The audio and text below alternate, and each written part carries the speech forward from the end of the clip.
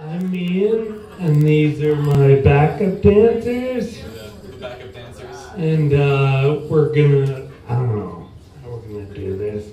A few weeks ago, I actually wanted to do this tonight because Elliot showed up. And a couple weeks ago, he said, I hate tall people. But I wanted to approach him in the parking lot. He looks pretty dangerous. He looks kind of shifty. All right. Puff, puff, pass. So, on top of hating tall people, I also don't like baseball because I think it's a kind of boring sport. So, at any given time, there's 20 people, but there's only like 3 people that are actually doing anything. Everyone else is just kind of standing around waiting. And I think that's what makes baseball more of a thinking man's game than anything else. It's, can you be paying attention when it's your time to actually do something?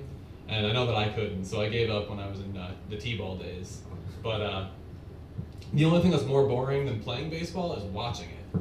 Because, first of all, there's no time limit. So you could literally be in like a parallel universe where you were just watching some terrible baseball game forever. And they were just like hitting foul ball after foul ball. And you were just watching this game until you died.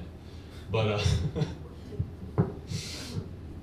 on top of that, there's no violence in baseball. And I don't really follow sports, so when I watch baseball, or when I watch sports, I just like to watch, people just like fucking going at it.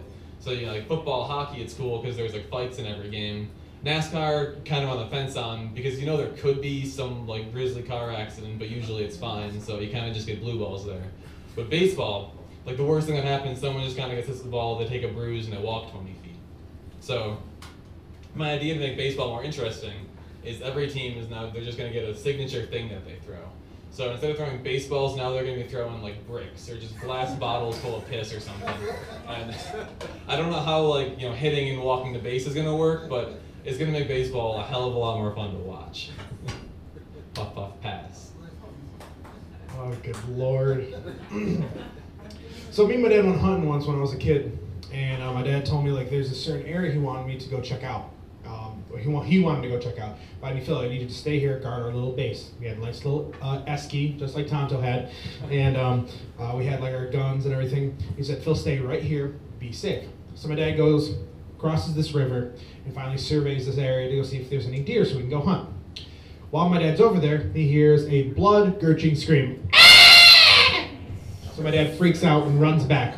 He gets back and sees me hanging upside down from a tree, and I look like a ghost. I'm pale, I'm freaking out, I'm like, Phil, be safe, what are you doing, what's happened? I'm like, Dad, I finally get normal, calm down. It's like, Phil, what happened? Dad, I was totally fine. When the beehive fell and hit my head, it swarmed me, I was totally fine. When the bear came right by me and was breathing down my neck because I had honey on me, I was fine. But when those 2 chipmunks ran out my leg and said, should we eat them now or save them for later? I panicked. Puff, puff, pass. I didn't know if you were talking about baseball or one guy doing something and the rest of them doing nothing. So you were talking about Congress? It's kind of like what's going on up here right now. Yeah, I couldn't figure out Congress or baseball. So I realized crackers are really bad. It's an evil food. You would think crackers are good. But I go to this restaurant and I get soup and they give me crackers. I open it up and the cellophane gets stuck on my hand, so I start waving my hand. People think I'm having a seizure and they jump on me. Puff, puff, pass. So I'm pretty tall, as I'm sure you've noticed, as he pointed out. And I like it for the most part. The one thing I don't like is that whenever I'm flirting with girls, they always say the same thing. They always say, oh, Elliot, you're so tall. I bet other parts of you are tall too. And believe me, I like living in that fantasy world too. It's not like I want to rain on their parade, but it kind of kills the mood if we get to the bedroom and they're looking at me like they just found out Santa Claus isn't real. Puff, puff, pass. Ouch. So many of you may know, like I said earlier, I traveled the world and I actually had a wonderful experience to move to Australia. While I was working on cruise ships, I met a lovely young Australian blondie. And as you can imagine, I got sold immediately. I went and lived with her for a while. However, I noticed while living there are some crazy differences between here and Australia. For example, everything there will kill you. And I'm not joking. Her father was number 1 on the list.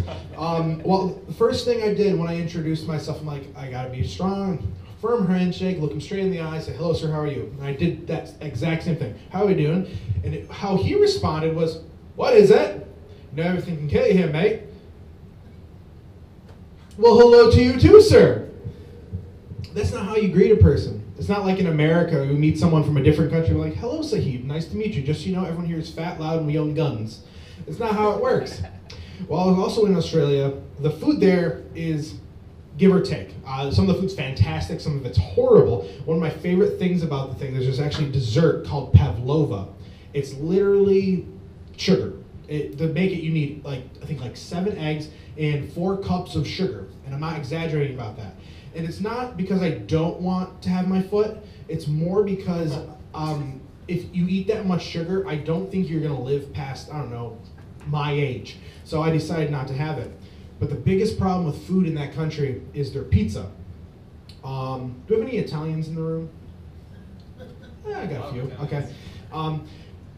The first time I had pizza there, I was excited because I got over to her mom's house and they had the pizza shell sitting on the table. I was like, yes, yes, yes. So I go over there and I'm like, all right, so what are we going to put on it? And we're going to make my mom's favorite first. So she gets goat cheese, prosciutto, red hot chili pepper. I don't know why I added the red hot, just the flavor. And she also added salami. You know, everything you don't put on a pizza. So I'm like, you know what, fine, it's an Australian thing, I'm going to give it a try. So the next, like, Phil, what do you want? I'm like, how about we just do a simple cheese? She says, okay. So her mom goes to the fridge, opens up, and grabs a ketchup bottle, comes over, and doses this pizza dough with this ketchup. Like, honestly, it looked like it was just went through an operation and not a good one. Like, I'm Italian. My last name's Canarelli. Like, I literally felt my grandfather turn in his grave when I also tell you the pizza, it tasted just 100% horrible. And puff puff pass. Sorry for the longness there. Well, you wanted to joke about New York and what he said, everything there'll kill you. Yeah, I was in a hotel room and they had a fire extinguisher thing on the wall. It sprays the water, but I don't know what that was called. And they had a sign that said, please do not hang clothes on the sprinkler. Why did they need a sign? I couldn't figure that one out. I looked at it. Somebody must have done it. Who?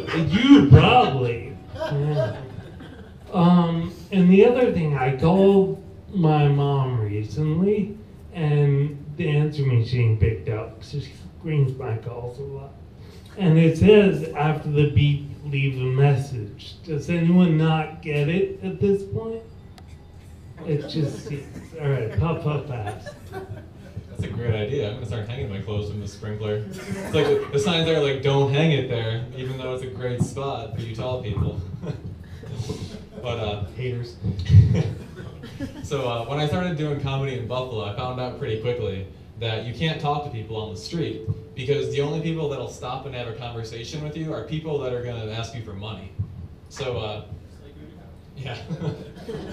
Yeah, so this one guy, he's giving me this heartfelt story about how he has this dog and like it helped him and his girlfriend get through like a miscarriage they had and like all this other sad stuff. And he was asking for a couple bucks and I almost gave it to him until I realized that he was pretty much scene for scene just telling me the plot to Marley and me. And there goes my microphone. Alright, switching off. Wow. But like shit like that happens all the time. There's this guy across the street at a bus stop, and I smile, do the head nod thing, and he gets up and he runs across the street until he's like right next to me, and he's like, "Oh, hey man, how's it going? You think you can give me a couple bucks? My sister's in the hospital." And I was trying to figure out a nice way to say no, and he says, "What? Just because I'm black, you think I'm gonna rob you?" And it didn't really make any sense. And it didn't matter. I didn't bring that up because it didn't matter until now. But now on top of, backing up and feeling like a pussy, this guy's also making me feel like I'm a racist. So, unfortunately, he picked the wrong guy to white guilt because I don't carry cash on me. but I had this Subway card, so I gave him that. So, if his sister lives long enough to have 3 more dinners, I guess it's on me. Pass. I have a lawyer joke. Yeah? Lawyer joke? Lawyer joke. We're going to go to the audience, ladies and gentlemen. Crowdsourcing our jokes. Okay, that's it. Okay, it's a question, really. Why do laboratory assistants prefer lawyers to rats for medical experiments? Why? There are 3 reasons. First of all, lawyers are plentiful. That's why they're preferable over rats. They're plentiful. The laboratory assistants don't become emotionally attached to them, and there are some things that rats just won't do. That was from Hook, wasn't it? I don't know. All right, back to Australia. There's one more? Do we have another person who has a joke? No, there's one more reason. Because I don't have spines. 3. Now there are 4. They're plentiful. People don't get attached to them, and there are some things that rats just won't do. And they don't have spines. Yeah. All right, back to Australia. So while I was in Australia, this is the last bit of my Australia little bit I got. While I was there, I wasn't working as a comic. I was working as a game show host for a game show called Hoop, which is literally was me, a South African kid, and a Canadian guy, and they asked us Australian questions, and they liked to laugh at us. I got to host the show, and it was on a local network, just like WKTV. Thank God, so none of you can look it up. No, it's not. Thank God. While I was there, before I left, I had like a dry spell of no jobs or anything, so I just kind of like worked on the house and did stuff around there with my ex. So one day I told my ex, I really want to get back into comedy. Can I at least go down to the shows and at least try to get something going? She said, no, I'm busy, I'm working, I can't drive you, blah, blah, blah. So one day I said, screw it, I don't care what you say. Got a cab, which is on the other side of the street. Not that it matters, but that just bugs me. And then we drive all the way down to the show. So the people say, we need you to do at least 20 minutes. Can you do 20 minutes? I'm like, yeah, sure, why not? Yeah, I can do that. So I started performing. All right, so where I lived is in a really, really small place. There are more cows than there were people. And I'm not talking about like Sequoia. This is more like there's a cow army compared. There's like 17 people to 300 cows. It was way overboard. So the humor of people in that area were different. In Australia, they don't take sarcasm as well as we do in the States. So when I got there, I started telling them the joke about Tonto. All right? And at the end of the joke, I just realized these people don't get this at all. Cows, more people, it's not going to work. So I started apologizing. I'm sorry, folks. Obviously, you don't get the joke. I'm sorry. All the best. I'm going to cut my losses. Have a good day. This one guy, he obviously was like maybe 19, does this. Toddler. Laughing for my toddler joke about the beer. And then for some reason, everyone started laughing more and more and more and more and more. And it went out of control. The whole place was laughing over the word toddler. I don't know why it was so funny, but apparently it was.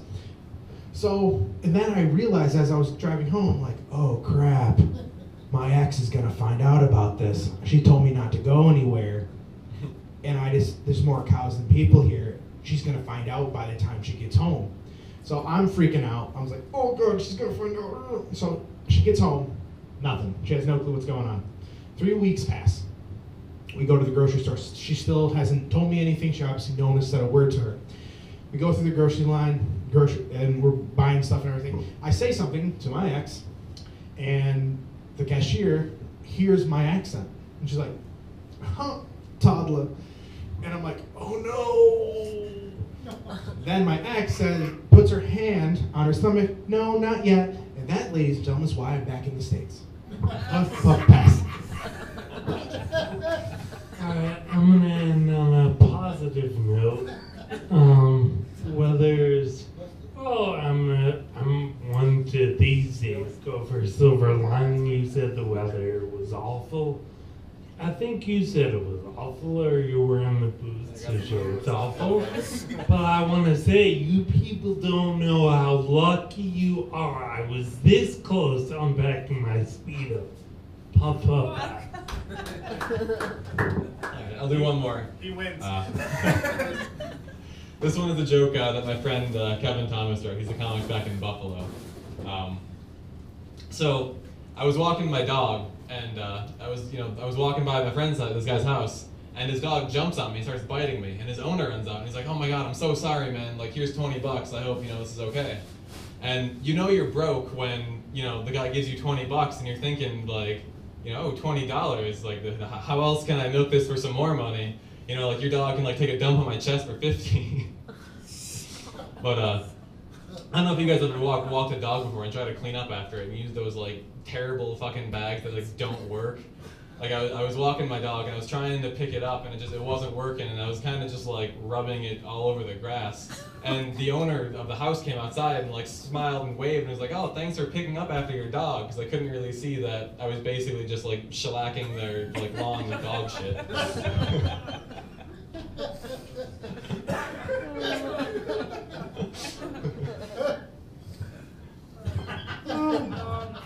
I'm gonna do a normal joke to end this. Actually, I'm gonna do 3 of them. While working on ships, I had no choice, but they made us tell pirate jokes. And here's a few of them. Yeah. What is the pirate's favorite letter? You think that, but it's actually the C. S-E-A-C. Can you come up here and do the... I don't get it. All right, round number 2. A pirate walks into a bar. He has a giant wheel on his belt. The bartender says, "Hey, what's with the wheel?" And the pirate says, "I don't know, but it's driving me nuts."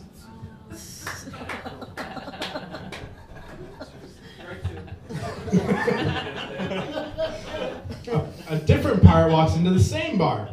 The pirate has a peg leg, hook for a hand, and an eye patch. The bartender says, "Holy crap, you look like hell. You weren't looking like this last time you were here. What happened?" And the pirate says, "It's the days of the sea. We had a huge battle. Cannonball took off my leg. Another cannonball took off my hand. That's why I have the hook." He was like, "Well, what happened to your eye?" "Well, one day, I was looking up in the sky, and I see a bird, and it grabbed my eye." "Bird? You're telling me bird crap took out your eye?" "No, it was the first day I had my hook." Puff, puff, end. Well, I want to do one more now that you start this whole shit thing. Because I really relate to smearing shit on stuff. And Steve wanted a New York story. So in the suburbs, people put, well, I've never done it, and of course no one here would be like this, but you put dog shit in a bag, light it, and then put it on someone's doorstep. So I was hanging out with a friend's sister, and we found this stroller in the garbage, which was an old one, so it was cloth, and we filled up a bag with dog shit, set it on fire, and this is in New York. We put it in front of a building, we ring it, and realized they're gonna say, "Who is it?" They're not coming out. So we took the bag of shit, threw it in the stroller, the whole thing catches fire, and she runs down the street, and my encouragement screaming, "My baby's on fire!" That's why you don't put fire in front of the police department. Are we done? They want no more. I know we said it earlier.